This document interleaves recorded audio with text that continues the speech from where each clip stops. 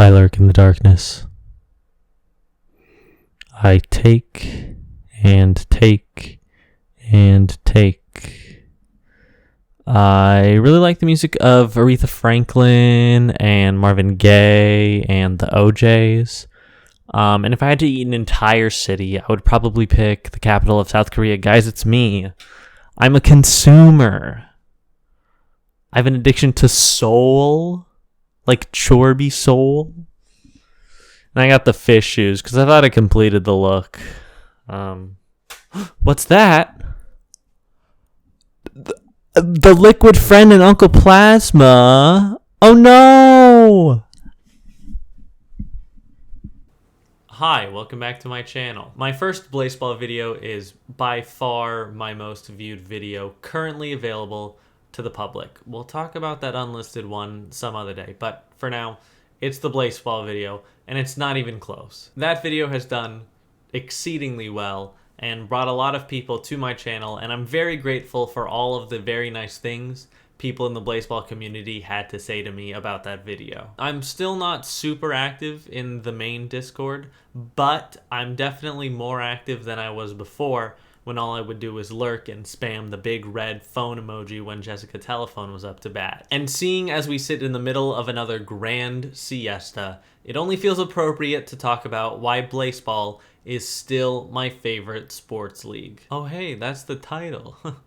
Oh, what are we, some kind of suicide squad? This is as good a point as any to clarify that this video is not going to do very much to explain what Blaseball is.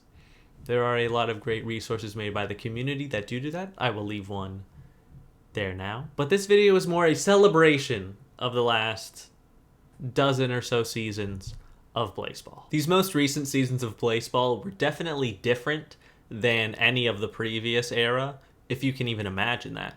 In large part because of the snacks. I had a few different snack pack layouts, starting out with the hitting trifecta of sunflower seeds, hot dogs, and pickles. Then I went all in on hot dogs and just started swapping my idol to whichever batter was doing their best Shohei Ohtani impression and just hitting absolute dingers out of the ballpark.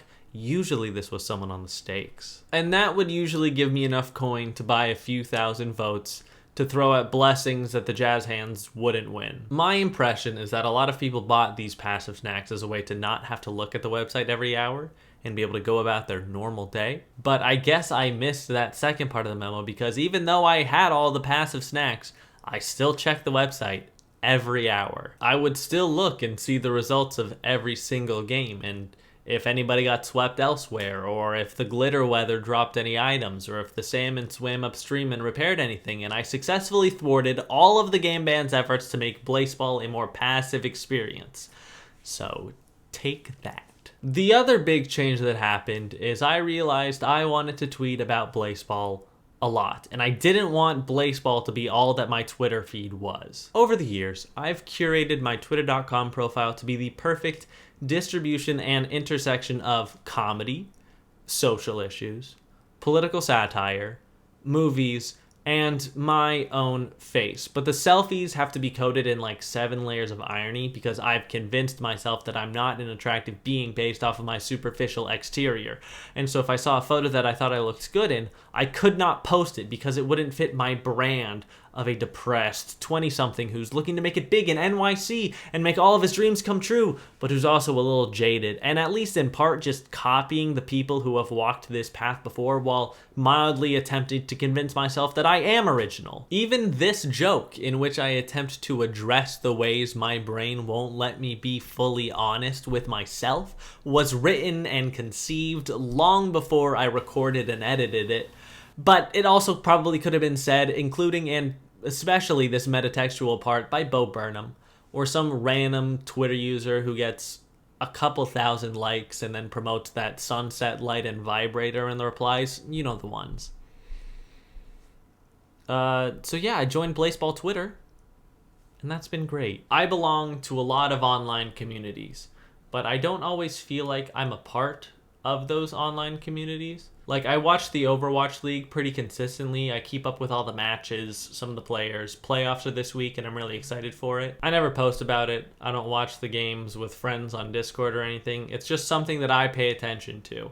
And so I know my perspective on it, and because I'm in a lot of the spaces the community takes up, I get a general sense of the community's perspective, but I don't really know how individual people feel about how the league is going. But with Blaseball, it's different. I have people in real life who I talk to about it, and that's great. And there's people online who I talk to, who I can ask questions to and talk about the league with. And I know where specific individuals' feelings lie about the way the Blaseball is going. It's people like Jade Townsend, Squiddy P. Inkson, Kat Manning, Firewall Andrews.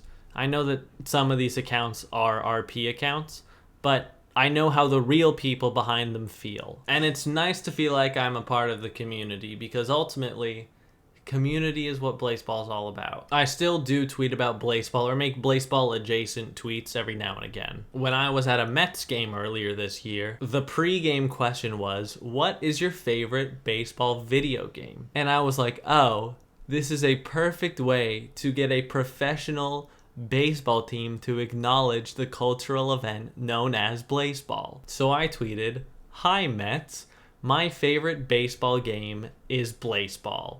Hashtag Mets pregame. And I'm sitting there, hot dog in hand, waiting for them to read out the good word. They start reading out the responses, and I looked at the hashtag beforehand just to see like how many people responded, and there were like 6 other people. So I knew they were gonna see my tweet. It's all coming together, and I saw the one that someone tweeted right before me, and then they read that one that was right before me. I was like, oh man, I'm gonna be next. And the host goes, and I think we have one more?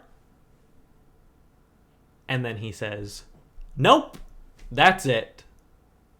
And starts going into the next spiel he has to do.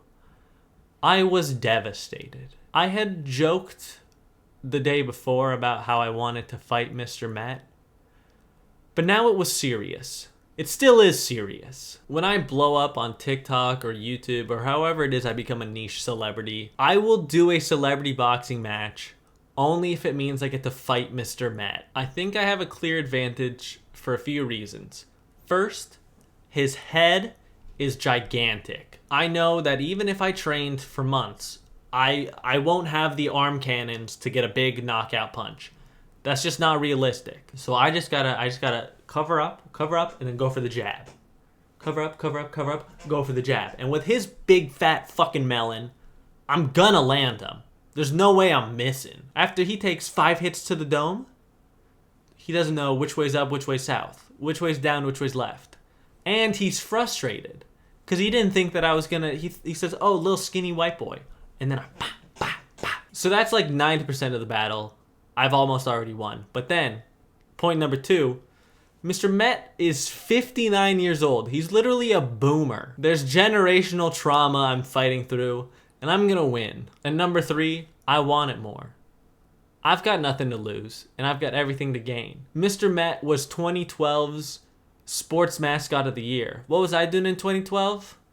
Being in the 7th grade. But if Mr. Met wants to come get some at any time, I'm ready.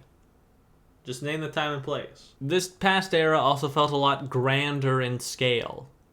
Believe it or not, the expansion era felt bigger. There's more teams, more players, more people playing Blaseball. A loser playoffs where the teams fight it out and whichever team's worst moves on until there's one team determined to be the worst team in the whole league that season. I wish every sports league did that. I want the Saturday before the Super Bowl, I want the 2 worst teams in the NFL to play each other as an hors d'oeuvre to the Super Bowl. There's no way that could go wrong at all with NFL fans. There are canonically 2 Baltimore Crabs teams because of course there are. I said in a tweet dated April 12th, 2021, wild speculation, the Crabs that returned to the ILB are not the original Crabs. This is not untrue. The Baltimore Crabs that ascended and returned are not the original Baltimore Crabs. And while I may have thought the team that ascended and the team that came back were different, I was still right, okay? I made more fan art about everyone's favorite foul ball hitter,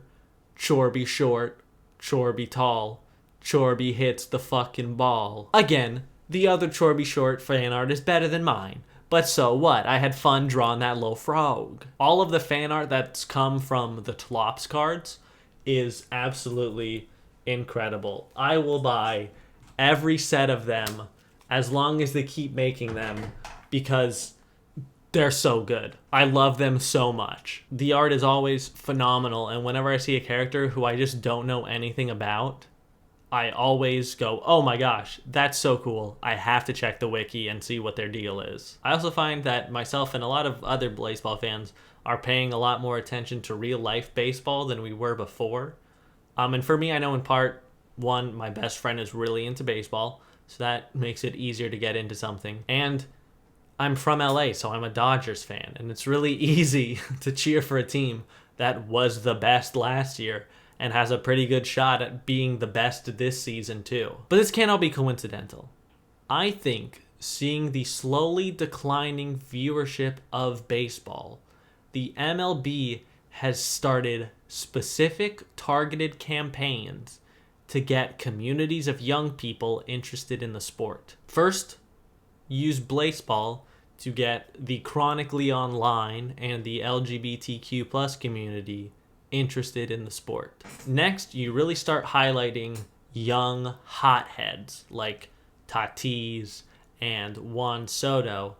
These guys who are making big flashy plays and wearing big chains so that young tough guys like me get really interested in the sport. I think their next move is they're going to put the A24 logo before each game so that all the young wannabe cinephiles think the game's like a metaphor. And here we are again at the end of an era. Like many endings, it brought joy, it brought tears, and it brought a lack of finality.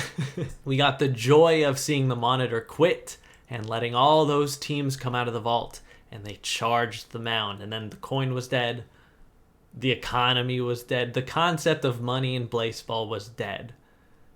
But it took a lot to get there. When Colin's melon was shoved into the vault, I screamed. That's not a joke. I yelled. When I saw him get targeted at the semi-centennial, I was like, all right, well, Rat Mason got away. Surely the fastest melon in all the land can get away. And I was wrong. He was unceremoniously shoved into the vault, like so many other beloved players. And just like last time, we're at the end of an era, and I can't help but wonder, what's going to happen next? When the Jazz Hands made their final push to find safety in the vault, I was elated. My sister, the person who got me into this crazy game, is an Atlantis Georgia's fan, and they were parked there. I couldn't wait to go and see them again. Our teams would take shelter from the impending black hole together. I was sitting on the subway, looking at the progress the Jazz Hands were making towards the vault, and I didn't know if they were going to make it. I knew it would be close, but I was scared for the team, and I wanted us to make it safely to my sister, and I just wanted everyone to be okay. I cried on the subway over this silly, spooky baseball simulation. I cannot thank the game band enough for what they've given me and so many others during these unprecedented times. And I cannot thank my sister enough for introducing me to this wonderful community.